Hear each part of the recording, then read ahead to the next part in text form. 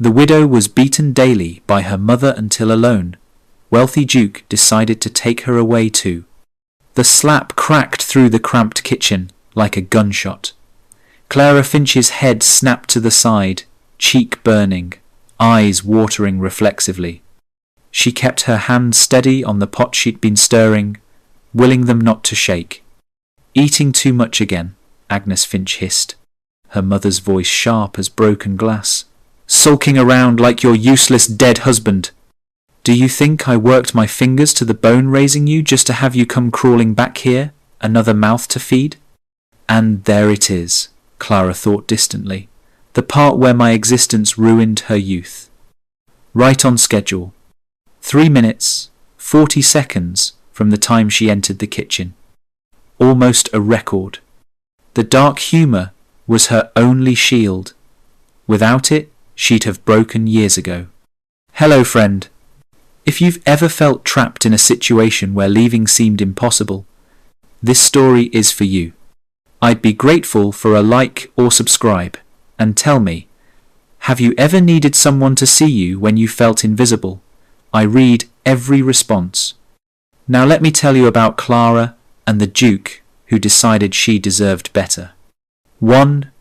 Outside the Finch house, a carriage wheel hit a rut and cracked with a sound that made the horses rear. Sebastian Harrow, Duke of Greymont, steadied himself against the seat as his driver called out apologies. "Broken axle, Your Grace. Need an hour to mend it, at least." Sebastian stepped down into the narrow lane of the small market town, stretching legs cramped from travel. He'd been inspecting a hunting lodge he owned nearby, tedious business, but necessary. The September air was crisp, and he was grateful for the excuse to walk. Then he heard it, a woman's voice, cold and cutting, drifting through an open kitchen window. "Think you can just take food whenever you please? You're lucky I don't put you out on the street where you belong." Sebastian paused. The words were followed by a softer voice, apologetic. "I'm sorry, Mother. I wasn't thinking." Another sharp sound. Not quite a slap, but close. A shove, perhaps. Through the window, Sebastian caught a glimpse of movement, a young woman reaching for a pot, and on her wrist, unmistakable bruises in the shape of fingers. His stomach turned. He'd seen this before, in aristocratic drawing rooms where cruelty hid behind silk curtains and no one intervened because it was family business. "Your Grace," a plump woman in an apron appeared, slightly breathless. "Mrs. Kettle, from the baker's shop. Saw your carriage, terrible luck about the wheel. Come, I'll fetch you tea while your man works." Sebastian allowed himself to be shepherded toward the baker's, but his attention remained on that window, that bruised wrist, that apologetic voice. Mrs. Kettle, as it turned out, was a fountain of information delivered with cheerful obliviousness to its weight. "That's the Finch house, poor dear. Clara's her name, used to be Clara Hensley before she married. Widowed these 2 years and had to come back under her mother's thumb. Mrs. Kettle poured tea with practiced efficiency. "Agnes Finch, that's the mother. Keeps her in line, she does. Well, someone has to, I suppose. The girl brought it on herself, marrying that Hensley boy against her mother's wishes." "Keeps her in line," Sebastian repeated carefully. "Oh, you know how it is with these things. Family business, isn't it? We hear things sometimes, but—" Mrs. Kettle shrugged. "Not our place to interfere." Sebastian set down his teacup with deliberate control. Through the baker's window, he could see the Finch house. As he watched, Agnes appeared in the doorway and yanked Clara by the arm, pulling her inside with a violence that made Sebastian's jaw clench. He made a decision, born of instinct rather than reason. "Mrs. Kettle, would you introduce me to Mrs. Finch? The younger Mrs. Finch, I mean. I'm establishing a small school on my property and could use advice on practical matters, budgeting, household management." It was transparent as an excuse, but Mrs. Kettle lit up at the prospect of facilitating such an introduction. Within minutes, Sebastian found himself being presented at the Finch doorstep like an unexpected gift. Agnes, transformed instantly, all sugary smiles and false modesty. "Your Grace! What an honour!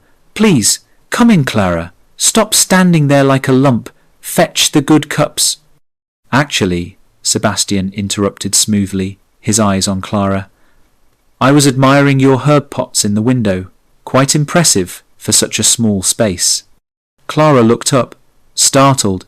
She was younger than he'd thought, perhaps 25, with intelligent eyes that held too much weariness for her years. A bruise was forming on her cheekbone, poorly concealed by her hair. "Thank you, Your Grace," she said quietly. "They're thriving despite the hostile environment." The words were carefully neutral, but Sebastian caught the double meaning. A spark of humour, dry and self-aware. She was far sharper than her circumstances suggested. Agnes's smile tightened. "Clara has always had a way with plants. Pity she doesn't manage people as well." Sebastian held Clara's gaze a moment longer. "I find that intelligence often flourishes best when given proper space and light." The statement hung in the air, just ambiguous enough to be polite while making his meaning clear. After a few more minutes of strained pleasantries, Sebastian took his leave. As his carriage pulled away, wheel miraculously repaired, he looked back. Through the window, he saw Agnes's hand rise again. Clara's head ducked instinctively, a motion born of too much practice. Sebastian had promised himself years ago never to meddle in domestic matters. He'd tried once as a boy to intervene in his uncle's household and been shamed for it, told that a gentleman minded his own business. But as the carriage carried him toward the inn, all Sebastian could see was that bruised wrist and those intelligent, weary eyes. If he did nothing, this would continue. The thought lodged in his mind, like a stone in his shoe, impossible to ignore. 2. Sebastian Harrow had inherited his title at 20, along with 3 estates, considerable wealth, and the bone-deep loneliness of having lost everyone who'd ever truly known him. Now 32, he'd grown accustomed to solitude, even preferred it to the performance required in society. He'd come to this district to oversee renovations on Harrow's End, a coastal hunting lodge he rarely used. The work would take weeks, which meant staying at the local inn and enduring the well-meaning curiosity of the townspeople. The inn's common room became a theatre of gossip each evening. Sebastian sat in the corner with his ledgers, half listening. "Heard her screaming again last night," a farmer muttered into his ale. "That Agnes has a voice that could strip paint." "The girl never fights back, though," the blacksmith's wife added. "Just takes it. Been like that since she came home from her husband's family. They wanted nothing to do with her after he died gambling debts, I heard." Mrs. Kettle, ever present, clucked her tongue. "It's not right, but what's to be done? Can't come between a mother and daughter." Sebastian's fingers tightened on his pen. He'd grown up in a house where emotional cruelty hid behind polished silver and perfect manners. His mother had never struck anyone, but her words could flay skin from bone. He'd watched his father wither under it for years, before dying of what the doctors called heart failure, but Sebastian knew was simply giving up. He'd sworn never to stand by and watch suffering he could prevent. Yet he'd broken that promise more than once, telling himself it wasn't his place to interfere. The doctor, a gruff man named Thornton, sat down across from Sebastian one evening uninvited. "You've been asking about the Finch household," Thornton said bluntly. "I wasn't aware I'd been obvious." "You haven't, but I know when a man of conscience is wrestling with something," Thornton leaned forward. "I've treated Clara Finch for fools 3 times this year. Fools that don't look like fools. Bruises in patterns that tell stories." Sebastian's jaw clenched. "And?" And I'm telling you because sometimes the right person needs to know. Agnes won't change. Clara won't leave on her own. She has no money, no family, nowhere to go. If someone doesn't intervene..." He left the sentence unfinished. That night, Sebastian lay awake in his room, listening to rain drum against the windows. He thought about Clara's quick intelligence, the way humour flickered in her eyes despite everything. He thought about his own cowardice, dressed up as propriety. By morning, he'd made up his mind. He arranged a proper introduction through the vicar, using his school project as cover. They met in the churchyard after Sunday service, Agnes hovering like a guard dog. "Mrs. Finch," Sebastian addressed Clara directly, ignoring Agnes's attempt to answer for her. "I'm establishing a charitable school on my land. I need someone skilled with numbers and household management to advise on the budget. Would you be interested in consulting?" Clara's eyes widened. "I? Your Grace, I'm not sure." "Clara is far too delicate for outside work," Agnes interrupted, her smile sharp. "And she's needed at home, but how kind of you to think of her." "Actually," Sebastian continued, still looking at Clara, "I was hoping you might start with a simple question. If you were managing a household of 20 on a limited budget, how would you allocate resources?" Clara hesitated, glancing at her mother. Then something sparked a flash of defiance, or perhaps just the joy of being asked something she actually knew. "I'd start with a detailed accounting of current spending," she said, her voice gaining confidence. "Most households waste money through redundant purchasing and poor vendor negotiation. Then I'd prioritize. Heat and light first, food second, luxury items last, and I'd establish relationships with local suppliers, better prices, and more reliable quality." It was a clear, efficient answer that showed genuine skill. Agnes's face tightened. "How practical," Agnes said with false brightness. "Though, of course, Clara's experience is quite limited." "It sounds exactly like the expertise I need," Sebastian said. "Thank you, Mrs. Finch. Perhaps we could discuss this further." Agnes manoeuvred herself between them. "We'll consider it, Your Grace. Such a generous offer, but Clara really is quite busy with household duties." Sebastian left with two certainties burning in his mind. Clara was far more capable than she was allowed to be, and if he walked away now, he was complicit in what happened to her. He began considering something outrageous. 3. Over the following weeks, Sebastian found excuses to visit the village with increasing frequency. Parish business, school planning, property inspections, all perfectly legitimate reasons that happened to bring him past the Finch house. He started noticing things. Clara always wore long sleeves, even on warm days. She moved carefully, like someone protecting sore ribs. Her responses were intelligent, but delivered with the apologetic tone of someone who expected punishment for speaking. One afternoon, he arrived to find Clara in the small front garden pulling weeds. She stood with difficulty, one hand pressed to her side. "Mrs. Finch, are you well?" "Perfectly well, Your Grace." The lie was automatic. "Just clumsy. I fell down the stairs yesterday." There were no stairs in the Finch house. Sebastian had noted that on his first visit. "Perhaps you should see Dr. Thornton." "That won't be necessary." Agnes appeared in the doorway like a summoned demon.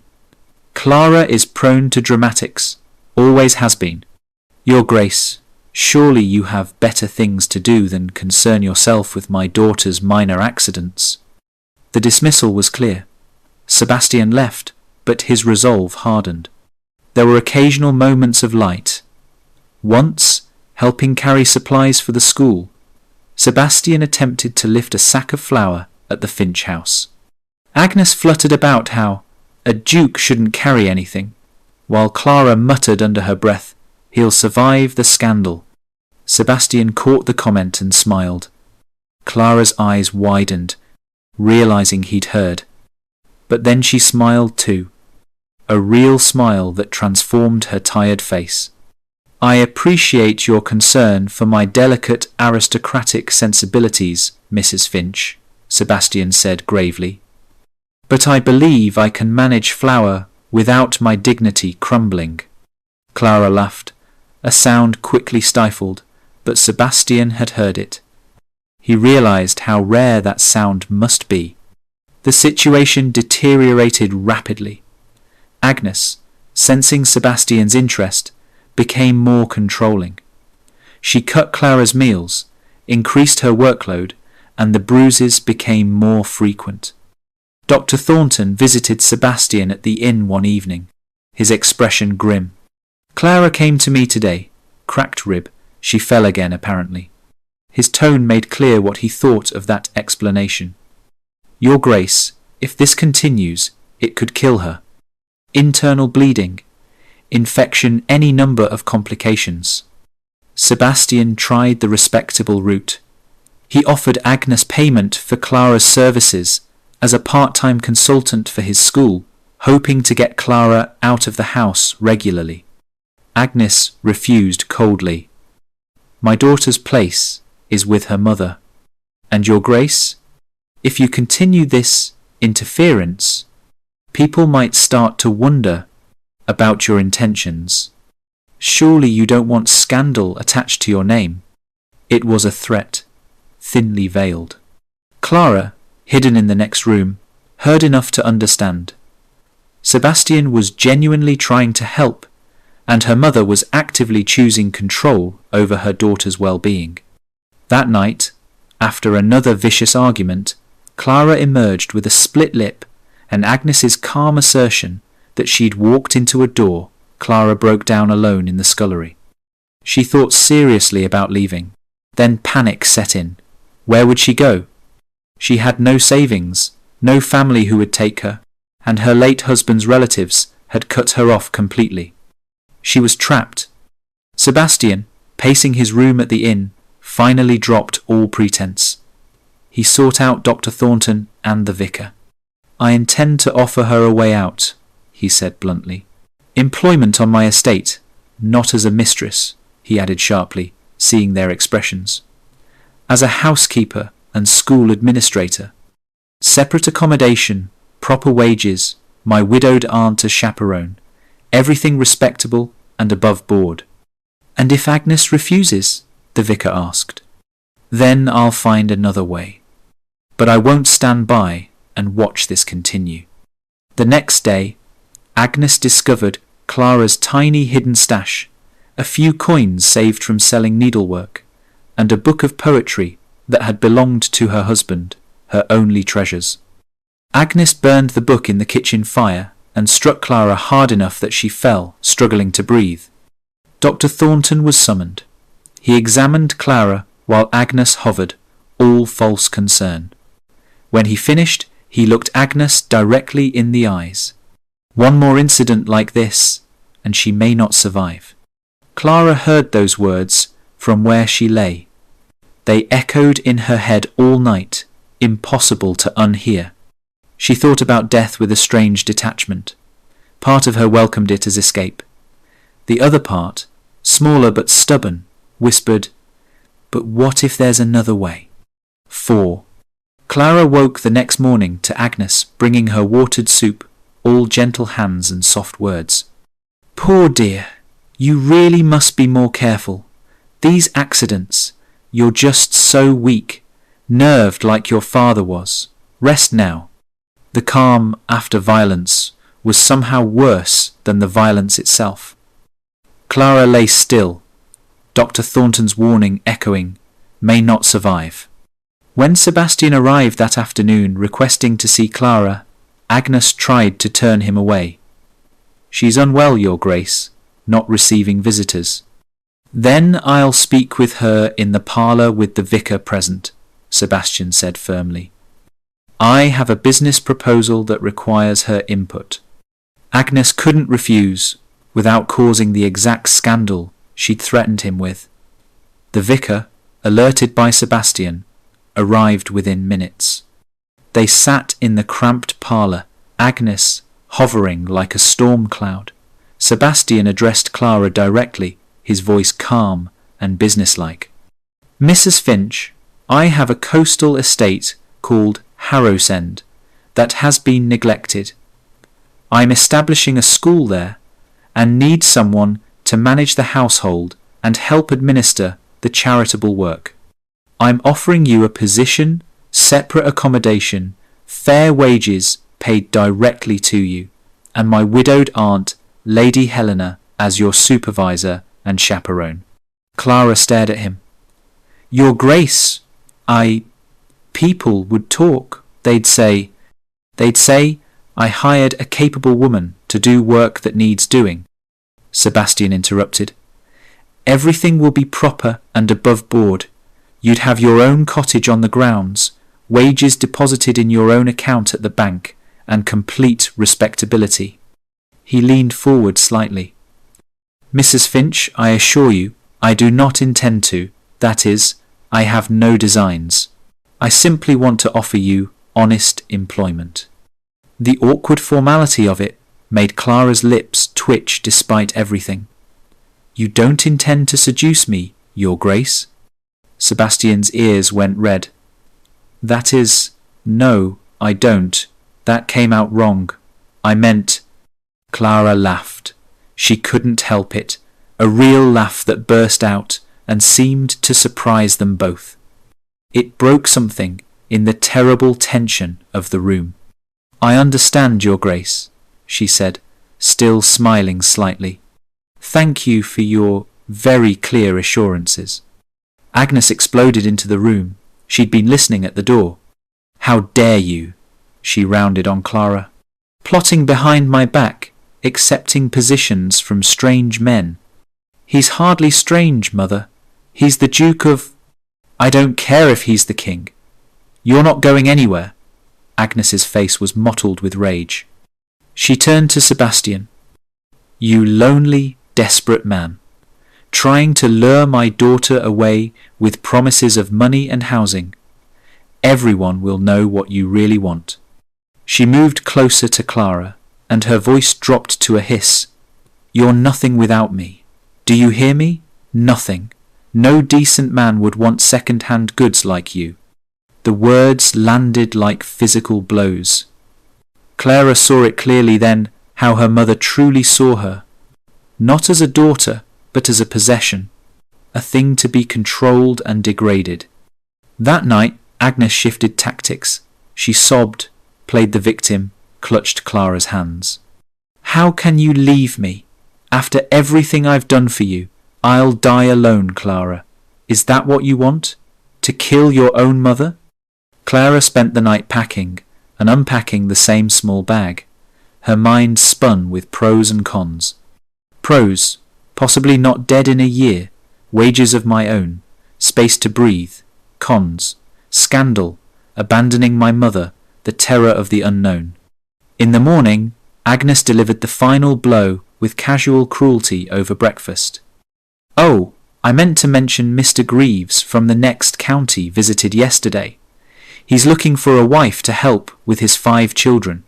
Widower, quite well off. He said he wouldn't mind a woman with a bit of wear on her, as long as she's good with children and doesn't talk back. I told him you'd be perfect." Clara's blood went cold. "You did what?" "Arranged a marriage, dear. Someone has to think of your future. He'll be here next week to meet you properly." That was the line, the place where Clara's survival instinct finally overcame her fear. "No," Clara said. "What?" "No, I won't meet him. I won't marry him. I'm leaving." Agnes's face went white, then red. "You ungrateful." But Clara was already moving, gathering her bag with shaking hands. She walked out the door while Agnes screamed behind her. She met Sebastian at the churchyard at the time they'd arranged. He stood beside a carriage, looking uncertain as if he'd half expected her not to come. "If the offer still stands," Clara said, her voice trembling. "I'll come." Relief washed over Sebastian's face. "It stands. Are you certain?" "No, but I'm doing it anyway." As the carriage pulled away, Clara looked back. Agnes stood at the window, her face pale with rage and something else, fear, perhaps at being left alone. Clara whispered, half to herself, "What if she follows me?" Sebastian's voice was steady. "Then we'll be ready. But Clara, you don't owe her your life." The words were simple, but they cracked something open in Clara's chest. For the first time in 2 years, she allowed herself to believe that might be true. 5. Harrisend rose from the coastal cliffs like something from a dream-weathered stone, windswept gardens, and the endless sound of waves. It wasn't grand in the fashionable sense, but it was beautiful in a wild, honest way. Clara stepped from the carriage and breathed in salt air, feeling something in her chest unknot slightly. Mrs. Grant, the housekeeper, appeared and immediately mistook Clara for a visiting lady. "Your Grace, you didn't mention we were expecting guests." "Mrs. Grant, this is Mrs. Finch. She's our new household manager and school administrator." Mrs. Grant's eyes widened, but she recovered quickly. "Of course, Your Grace. Welcome, Mrs. Finch." Lady Helena Harrow, Sebastian's aunt, arrived the next day. She was 60, sharp-tongued, and utterly without pretense. "So you're the young woman my nephew rescued," she said, looking Clara up and down. "He has a habit of collecting strays. Last year it was a 3-legged dog." "Aunt Helena," Sebastian protested. "Oh, hush, I'm being friendly." Helena smiled at Clara. "Can you actually manage a household, or was that just an excuse?" "I can manage a household," Clara said quietly, "though I've never had one this size." "Good. Then you can start by fixing whatever disaster my nephew has made of the pantry organisation. The man can manage estates, but can't seem to grasp that preserves and root vegetables shouldn't share a shelf." Despite everything, Clara found herself smiling. The work was absorbing. She reorganized the kitchen and pantry, trained the maids gently but firmly, and helped the schoolmaster balance his books. She discovered she had a gift for it, seeing inefficiencies, solving problems, making systems work. The small coastal community began to respect her. She was fair, hard-working, and genuinely interested in the school's success, especially for the girls. But trauma didn't vanish overnight. A slammed door sent Clara into a panic attack one evening. Sebastian found her sitting on the floor of the hallway, shaking, unable to breathe. He sat beside her, without touching, just present. "You're safe here," he said quietly. "No one will hurt you here." When she could breathe again, Clara whispered, "I'm sorry. I thought I was past this." Healing isn't linear. My mother used words instead of hands, but I understand that particular kind of fear. It doesn't make you weak. They sat there until Clara's breathing steadied, and something shifted between them, a deeper trust, an understanding that they'd both survived something. 3 weeks later, letters from Agnes began arriving. "Clara, how could you abandon your own mother, after everything I've done for you? Then, if you don't return immediately, I'll tell everyone the Duke coerced you, kidnapped you. You'll both be ruined." Finally, a formal notice from a solicitor claiming Clara had left debts and obligations, demanding she return or face legal consequences. Sebastian's first instinct was to fight aggressively through his lawyers. Clara stopped him. "If we fight her this way, it will drag on forever. She'll thrive on the attention." Clara's voice was tired but determined. "I need to face her. One more time. Set boundaries clearly, in front of witnesses. Then she'll have no ground to stand on." "You don't have to." Yes, I do. For myself. They arranged a meeting at a solicitor's office in a neutral town. Agnes arrived looking diminished outside her own domain, but still sharp. She tried everything guilt first. Clara, darling, please come home. I'm lost without you. I gave you life, raised you. You also beat me daily and tried to sell me to a stranger, Clara said calmly. Agnes's face flushed. I was trying to secure your future. By breaking my ribs? The solicitor made a note. Agnes switched tactics to shame. Everyone knows what you are now, a duke's kept woman, pretending to be respectable. I'm a paid employee with my own residence and a chaperone, Clara interrupted. I'm not pretending anything. You've always been trouble, ungrateful, willful. And you've always needed someone to blame for your own unhappiness, Clara said quietly. But I'm done being that person. Agnes tried threats next. I'll tell everyone what you really are. A widow trying to survive? Please do. Clara leaned forward. Mother, I'm offering you a monthly allowance managed by this solicitor, so you won't be destitute. But I will not return. I will not accept your abuse, and I will not let you control my life anymore. You think you can just walk away? You think you can play Duchess? I'm not playing anything, Clara said, her voice steady despite the tears tracking down her face. I'm just done being your punching bag. The room fell silent.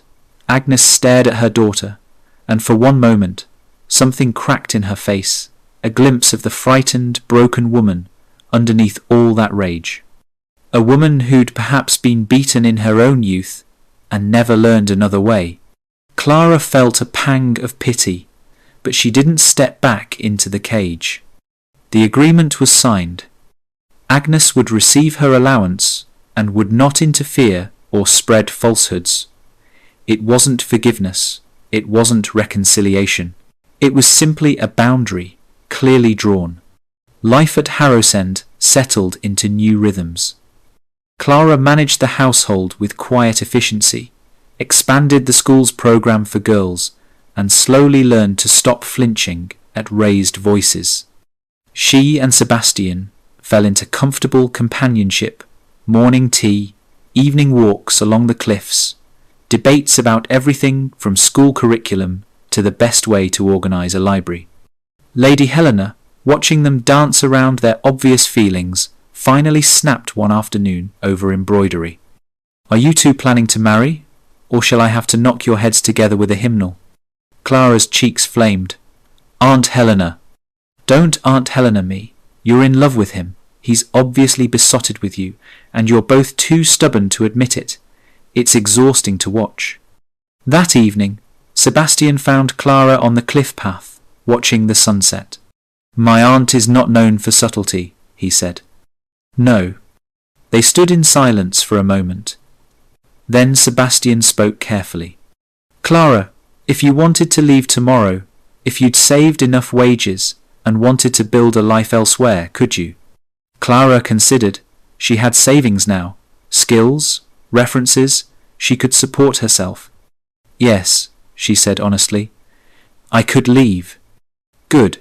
Sebastian turned to her. Then I want to ask you something, knowing you could say no and be perfectly fine. Ask. Will you marry me? Not because I rescued you, not because you owe me anything, but because I love you and I want to walk forward with you as equals. Clara's breath caught. Sebastian, I took you away from hurt, he continued. Now I'd like to walk with you into whatever comes next, if you'll have me not as a debt, but as a choice. Clara reached for his hand. Yes, but I have a condition. Name it. We do this as partners. Equal say in decisions. And if we ever have a daughter, she will never have to earn her right to exist in her own home. Sebastian pulled her close. I promise.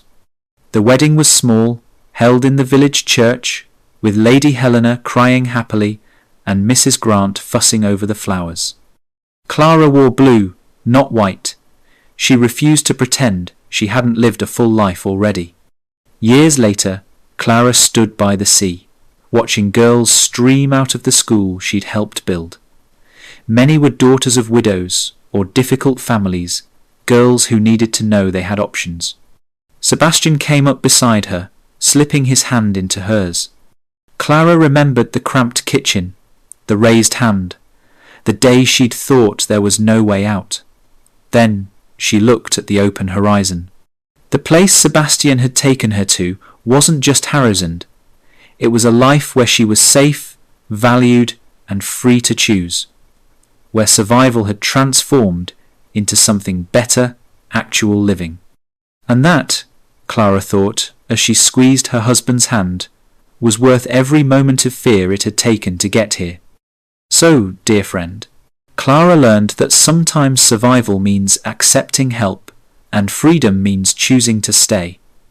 If this story moved you, please like and subscribe to Lyra's Romance Stories. Have you ever needed someone to see you when you felt invisible? Or found the courage to leave an impossible situation? Share your story in the comments. I read every one. Until next time, may you always know that you deserve safety, respect, and the freedom to choose your own path.